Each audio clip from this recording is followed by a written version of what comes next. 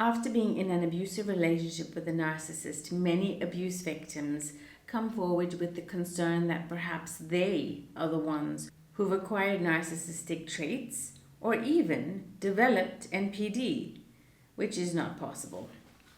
However, the acquisition of narcissistic traits is possible, and I will be making a video about that soon. For now, we're going to talk about how you can know, rest assured in your heart, that you are not a narcissist and that you cannot become one or acquire narcissism in its total pathological form or develop the narcissistic personality disorder. And here are a few ways. The first is the very fact that you are questioning yourself, that you are bringing your self-awareness to light and self-reflective, means that you are not a narcissist. Narcissists and people with the NPD disorder cannot shine the spotlight inward, look and turn the magnifying glass on their own selves and dark shadow selves, or their souls, and the decrepit parts of themselves, the ugly dark shadow abyss parts. They're not capable of looking inward in that self-reflective manner. The fact that you are asking this question or watching this video means that you are not. So congratulations for that. So definitely a trait of a person that is healthy is their ability to self-reflect, be self-aware, and ponder upon their own actions and how they come across or how they're showing up in this world. The second way that a person can rest assured that they are not a narcissist is the fact that they are not walking through this world defensively. Now, the narcissist or NPD personality will be walking around like a cage to protect them, which is actually the prison in which they reside. This is the prison by which they shut out everyone else. There is no intimacy because they cannot open themselves to anyone. They're terribly afraid, terrified of the outside world. They know that they're not to be trusted, and therefore they do not trust anyone in the outside world. So that makes them perpetually and persistently on the defensive. Everywhere they go, everywhere they are, they're scanning and hypervigilant, looking for cues and clues as to whether people are against them or, rallying up against them, because that's what they assume is happening. At the same time, they're also looking for admiration, adoration, validation, and approval. So, of course, if you don't have this in you, where you're defensive all the time and constantly worried about other people and your perception or their perception of you, then this means that you are not a narcissist, because they're constantly on the defensive. They see every single threat or perceived criticism. It may not even be an apparent criticism of them or something that is meant to question them or their authority or their integrity, but they will perceive it as such due to their crippling insecurity and anxiety and self-loathing that they have within themselves. So it's very exhausting because they're constantly on the defensive, even when no one is against them. They have this imagined sense of threat, that people are against them, that people are targeting them. This could border on paranoia, schizophrenia, etc. So if people are having a little meeting there in the corner, they assume something's being said about them. If someone makes a comment, they then see that comment, if it's a praise to someone else. For example, I once praised a brother, something about his joyful, expression, how he's always happy and lights up the room. His sister chirped up and says, "Why don't I do that as well? Am I not cheerful and happy?" And of course, my praise of him did not exclude her, but she basically showed herself. That was a projection. And, basically people telling themselves. The opposite can also be true. So if, for example, a person says that, someone in the office has been caught stealing or has been caught cheating, they'll be the first ones to either defend themselves, which in itself will look suspicious, or they'll be the first ones to be like, we need to find this person because this is unacceptable. They'll overcompensate for this lack that they feel inside, and so that nobody suspects them, that they are the ones, even if they're not. But they will perceive that other people think of them in a poor manner or as a threat. And if a slight was given in public, for example, somebody has been spreading gossip around the office, that person may immediately jump to the defensive and say, yes, people are talking about me. Or yes, we need to find out who these culprits are because we don't want them talking about us. Something or the other that returns the issue back to them. Somehow or the other, they will make the situation about them. So they're constantly on the defensive. Now, if you don't walk through life with your boxing gloves up or, ready to take a swing or, block one out, then you're in good shape. So don't worry, you're not a narcissist. The third way that you can determine that you are not a narcissist is that you have empathy. You feel the feelings of other people. If other people yawn, you're more likely to yawn. If someone bites into a lemon, you might screw up your face because you can feel and identify what that person is feeling.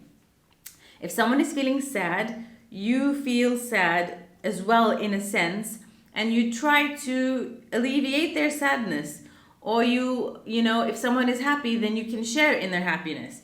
So in a way, you feel empathy. Empathy is the ability to feel the feelings of others, to put yourself in their shoes, to be able to reflect back what they are feeling or have some semblance or mirroring of that feeling and what it would feel like had you been in their shoes. Number 4 is you're not entitled. You don't believe that the world owes you any special treatment.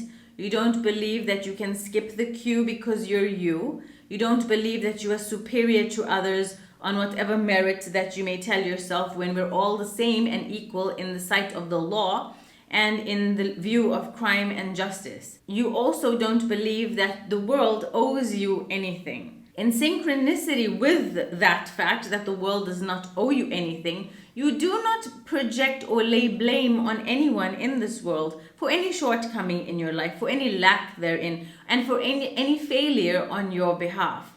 If you have failed in something, then it's not life that has failed you, or your parents that have failed you, or siblings that have stripped you of things, or the world that has robbed you of things. Of course, bad things happen to good people. This is not a world that is fair or just. However, many people who have been victims of horrendous crimes have risen to the highest degree and were able to overcome all of this. You can sit blaming your circumstance, or you can rise above it and choose to be better than it and still succeed. However, narcissists want to blame the entire world for their failures, point fingers outwardly all the time, and never ever take accountability or ownership for their part in the fact that they were just awful, they could not succeed. They have this failure mechanism in them where the framework has to always be reinforced that they're a loser and that they're a failure, and they cannot switch out of that frame because it is crippling and will cause narcissistic annihilation and mortification. So they stay within the frame of, especially I'm talking about the covert narcissist, they believe that they are a failure. Every single outcome in their life has to play out as a failure to reinforce their beliefs, which then become a self-fulfilling prophecy that they will ultimately fail at everything, but it is never their fault.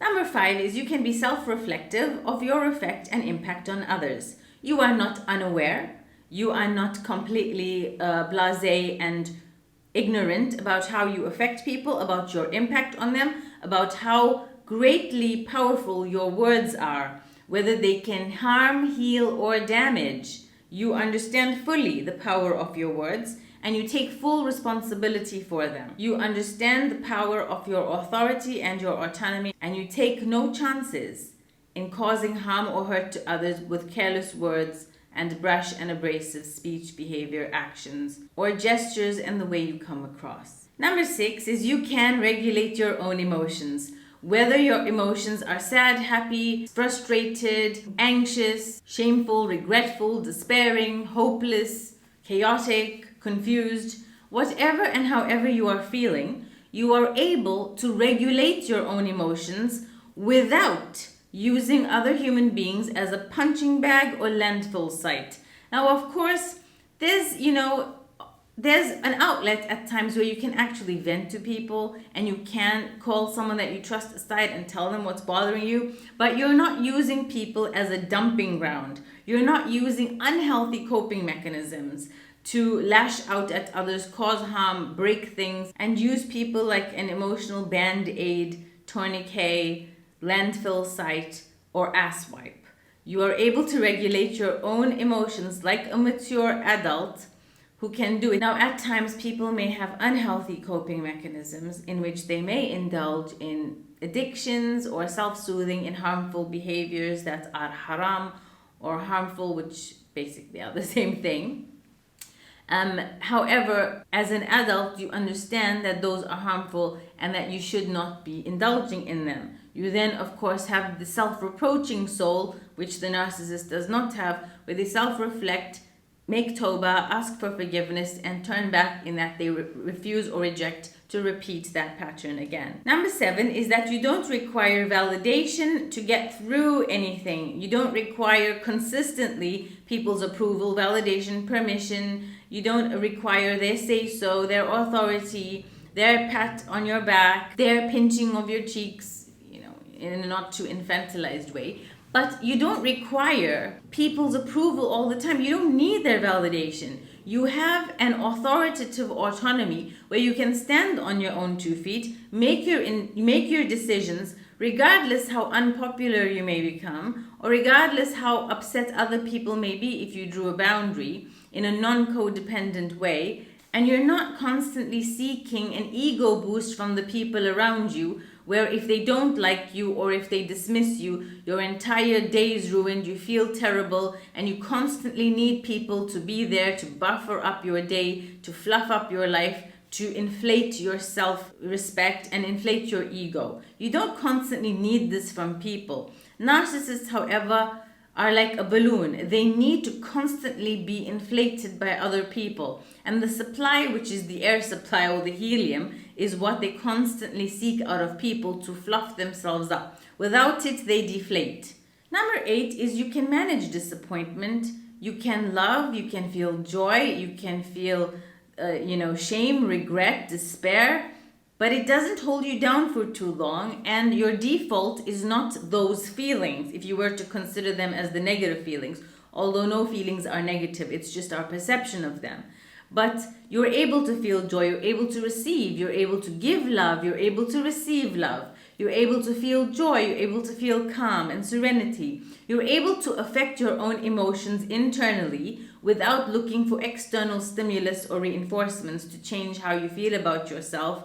Nor do you seek it, as I mentioned from the point prior to this, from other people. You're able to take no if somebody rejects you. Feeling bad is okay, feeling down for a while is okay, but you're able to take rejection without flying into a rage, without becoming absolutely gutted, disappointed, and vengeful, where you want to actually take revenge on the person. You don't feel resentful of the person for drawing a boundary, and you respect that person's boundary. This is a definite no-no, that you are not a narcissist. If you respect other people's autonomy, opinion, and right to decide for themselves what they will and won't give you, honey, you can switch it off right now.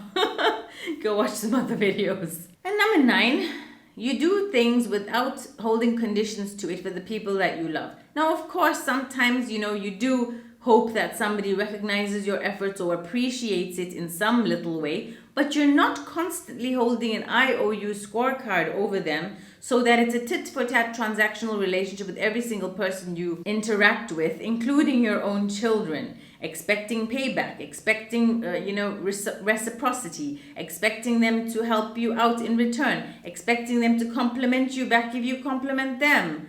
This is an IOU card where you're constantly holding something above the head of the person that you're helping, complimenting, doing something positive for, assisting, or just merely being a friend to. If you can do things unconditionally for some people with the genuine intention and hope to see them win in life, to see them flourish, to see them get better at anything, then this is definitely not a case of narcissism and you have nothing to worry about.